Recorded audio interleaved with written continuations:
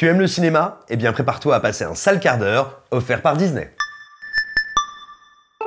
On vous l'a annoncé quand le studio a pris la décision de balancer Mulan sur sa plateforme Disney+, plutôt qu'au cinéma. C'était un geste qui avait le potentiel de déclencher une véritable révolution industrielle à Hollywood. Et qui dit révolution industrielle à Hollywood, dit transformation énorme dans l'univers du cinéma partout sur la planète. Et bah figurez-vous qu'on en est désolé, mais on avait raison, c'est en train d'arriver. Shit is happening, motherfuckers, et on va essayer de vous expliquer pourquoi, comment Disney Plus est en train d'essayer de se transformer en super Netflix et quelles conséquences ça va avoir pour nous tous. Alors, tout d'abord, rappelons un petit peu quand même quelle est la situation à laquelle fait face Hollywood. Plus spécifiquement aux États-Unis, qui est son territoire, son marché domestique, celui où il fait les plus grosses remontées de recettes, et donc celui qui est vital pour sa survie et sa croissance. Et bien, aux États-Unis, on est toujours en pleine crise sanitaire, on est dans le dur, si j'ose dire. Il faut voir qu'il y a énormément de salles qui sont fermées, notamment dans des États comme la Californie ou dans l'État de New York, et que quand des grandes villes comme Los Angeles ou New York ont leurs salles fermées, c'est un manque à gagner énorme. Mais là où il y a des salles ouvertes, c'est pas beaucoup mieux, parce qu'elles sont en train, elles, de fermer en cascade, et pas à cause des mesures sanitaires. Elles ferment économiquement. On vous le disait dans une de nos dernières vidéos, la chaîne Cineworld vient d'annoncer la fermeture de plus de 500 salles et le licenciement sec de 45 000 personnes. Donc pour les studios, il y a un énorme problème, et Warner l'a bien vu avec Tenet, c'est mécaniquement l'impossibilité d'être rentable. Parce que des films qui coûtent très cher, des giga-blockbusters, n'ont plus un marché suffisamment vaste, qui tourne suffisamment fort pour leur permettre de gagner de l'argent. Et donc la conséquence, on l'a bien vu ces dernières semaines, c'est que tous les grands studios ont repoussé leurs blockbusters très très loin jusqu'au printemps 2021, laissant l'agenda du cinéma de divertissement grand public, du cinéma on va dire mainstream mondial, complètement vide. Ce qui représente tout simplement un désastre pour les salles, et ce qui a entraîné la nouvelle fermeture de beaucoup d'entre elles. Et eh bien, il se trouve que le dernier coup de cercueil de 2020, on vous le disait, c'était le fait que Soul, le prochain film des studios Pixar, qui appartiennent donc à Disney, serait diffusé sur Disney+, et pas comme Mulan avec un prix, avec un tarot à payer en rab pour le visionner, mais directement sur Disney+. Eh bien, ça n'était que le début d'un mouvement beaucoup plus profond, amorcé par le studio, qu'on va vous expliquer aujourd'hui.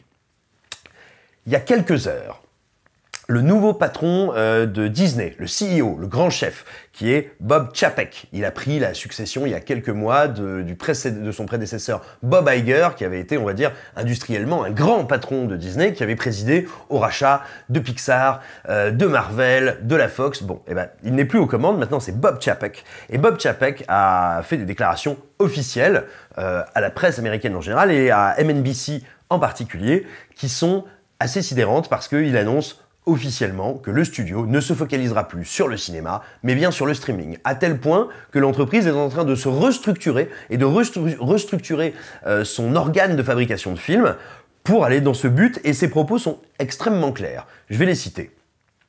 Étant donné l'incroyable succès de Disney+, et notre volonté d'accélérer le business en lien direct avec les consommateurs, nous repositionnons stratégiquement notre entreprise pour stimuler plus efficacement sa croissance et augmenter la valeur de ses actions. Vous remarquerez que le terme cinéma n'apparaît à aucun moment dans ces quelques propos, et que le projet, comme on vous l'a déjà dit plusieurs fois, c'est effectivement de discuter, de faire du commerce directement avec le public. Public qui n'est plus appelé public, qui est appelé consommateur. Parce que oui, Disney assume désormais totalement d'être une méga entreprise à très forte capitalisation boursière, qui travaille avec des consommateurs, avec des clients, mais pas nécessairement avec des spectateurs. C'est un marché, une entreprise globale qui s'assume désormais totalement comme tel, et dont vous avez bien compris, et c'est dit le plus clairement du monde, c'est limpide, c'est cristallin, le but c'est d'augmenter la valeur des actions, pas autre chose. Mais il faut continuer dans les propos de Bob Chapek. Diriger la production de contenu en la séparant de la distribution nous permettra d'être plus performants et agiles pour fabriquer le contenu que nos consommateurs veulent, disponible sous la forme qu'ils préfèrent consommer. Et là, il parle bien de Disney+. C'est-à-dire que, pour le studio, la transition est totale, elle est assumée, elle est terminale, elle est terminée, le public a fait son choix et on va dans cette direction. Alors vous allez me dire, waouh, mais c'est peut-être juste le temps de la crise. Alors je vous dirais deux choses. Premièrement, on ne sait pas combien de temps va durer la crise. Deuxièmement, si elle dure vraiment longtemps et qu'une énorme proportion des salles de cinéma ferment, ne serait-ce qu'aux États-Unis, tout simplement, qui va les réouvrir après ? Qui investira dans des salles dont il a été prouvé qu'elles font face, on va dire, à un risque systémique très fort, mais qu'en plus, leurs principaux acteurs économiques, ceux avec lesquels elles interagissent, les producteurs, sont prêts à les abandonner en race campagne? Évidemment, personne ou très peu de monde.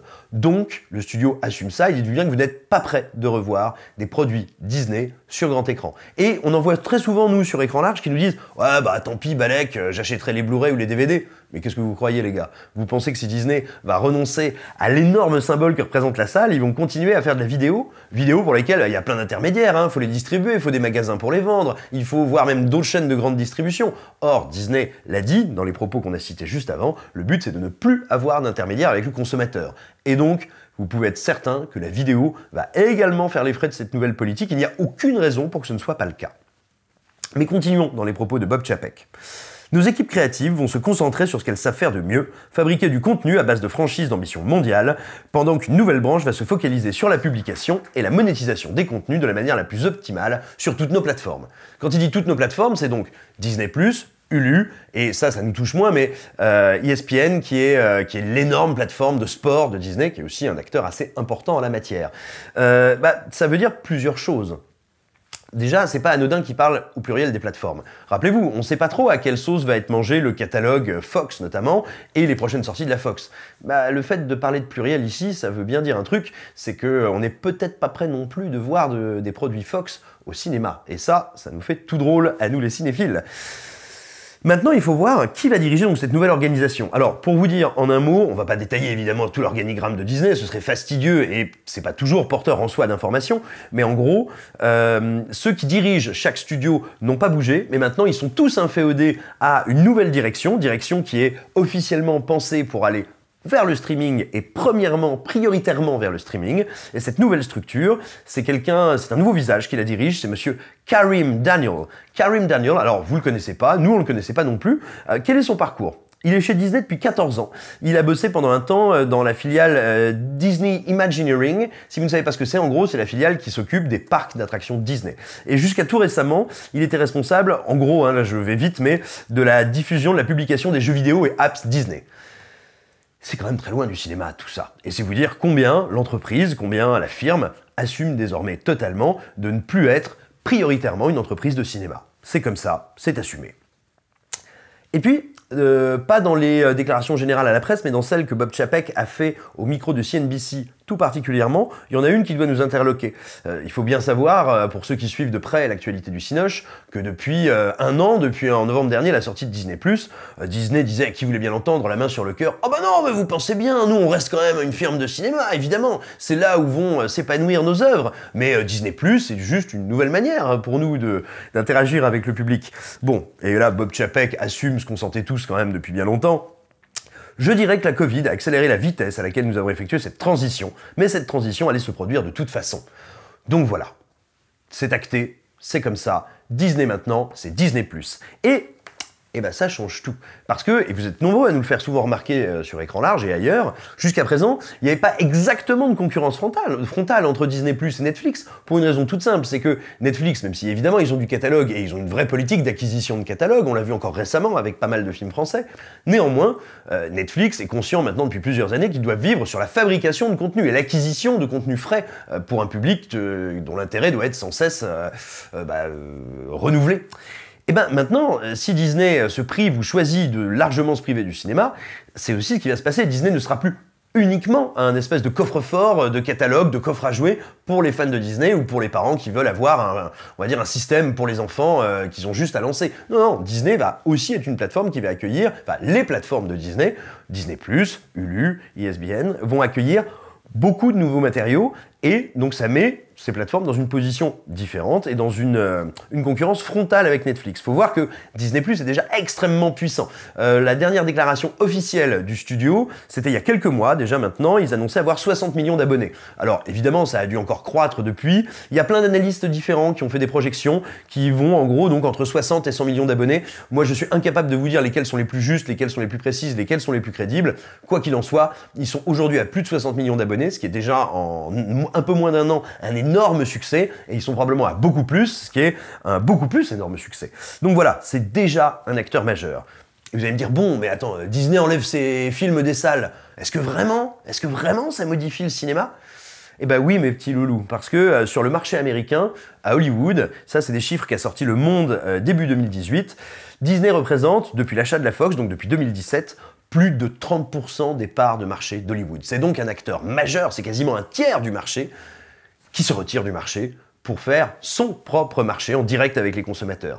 Il n'y a pas un seul secteur économique qui ne soit pas complètement sans dessus-dessous quand un de ses principaux, sinon son principal participant, décide de sortir du jeu. Donc ça va avoir des conséquences qu'il est encore un peu difficile d'arrêter, mais à l'évidence, on peut se dire qu'elles vont être très nombreuses. Juste pour qu'on se rende compte. Alors, on ne sait pas encore si tout ou partie des films Disney et Fox vont disparaître de l'agenda cinéma. Surtout, il est possible qu'il y ait une partie qui, étant déjà programmée, ne soit peut-être pas balancée sur Disney+, mais enfin, pour se donner un ordre de grandeur et d'importance des prochaines grandes sorties de cette super plateforme qu'est Disney, bah les prochaines sorties, c'est Soul, c'est Black Widow, c'est tous les Marvel, donc, en général. Mais c'est aussi du côté de Fox, Kingsman Première Mission, qui a été déplacé à la Saint-Glinglin. C'est aussi The Last Duel de Ridley Scott. Puis c'est tous les Avatars. Et un paquet encore d'autres productions intéressantes et importantes, dont il faut bien se dire que maintenant, le devenir n'est peut-être pas un devenir en salle. Et là, on en arrive à une autre conséquence. À votre avis, comment vont réagir tous les studios, genre les Paramount, les Sony, les Warner, qui ont donc repoussé jusqu'au printemps 2021 leur grosse sortie, leur blockbuster, si Disney fait ça, accélérant encore la fermeture des salles et on va dire leur situation économique précaire? Ben, il y a fort à parier, parce que aussi l'industrie n'est pas qu'une industrie de prototypes, c'est aussi une industrie avec des mouvements, avec des moutonniers, avec des gens qui suivent le sens du vent, ou qui parfois se disent bah, si le plus gros fait ça, moi je peux pas me payer le luxe d'aller contre le mouvement, contre le marché. Mais il y a fort à parier que Disney ne va pas être le seul à jouer uniquement sur sa plateforme. Et n'oublions pas que les plateformes aujourd'hui, c'est Amazon, c'est Apple TV, c'est aussi HBO Max, la plateforme de Warner, et qui sait si Warner, bien échaudé par ce qui est arrivé à Tenet, rappelons que Tenet galère au box-office en ce moment, et c'est pas gagné pour réussir à se rembourser, loin s'en faut, et c'est même probablement perdu pour espérer en faire un succès économique, et ben peut-être que Warner va y regarder à deux fois, avant de sortir ses Dune, avant de sortir ses Wonder Woman 1984 au cinéma. Évidemment, là je fais de la projection, c'est de la pure prospective, mais il est évident que maintenant, cette question est véritablement sur la table. Alors, est-ce que pour autant, ça change radicalement la manière dont ça va se passer en France? Eh ben ça, c'est peut-être la question la plus intéressante, c'est peut-être la question la plus forte, la plus importante pour nous, parce que quelque part, si les Américains ne vont plus au cinéma, bah ça regarde quand même essentiellement les Américains.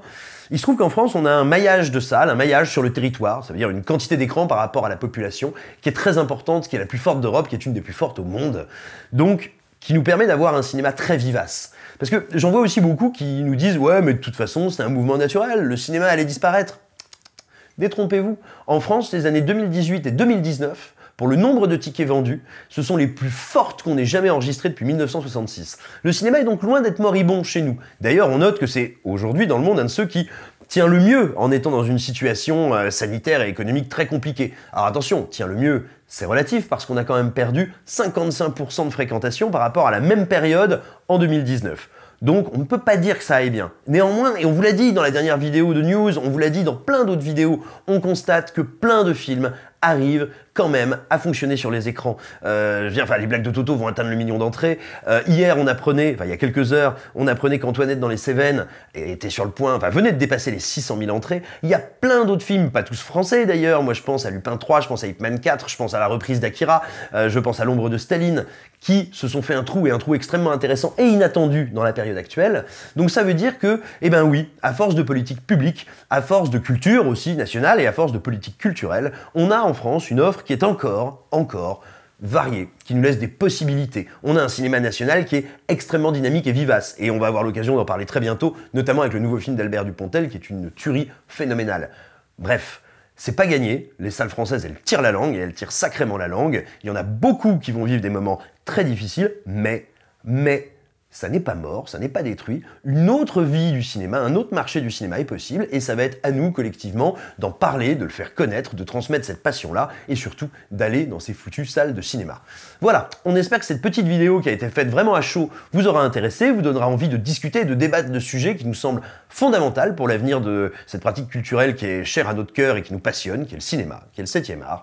N'hésitez pas à nous dire, n'hésitez pas à partager, n'hésitez pas à liker, n'hésitez pas à vous abonner. On vous embrasse, on embrasse vos mamans, surtout toi Chantal, et je vous dis à très bientôt.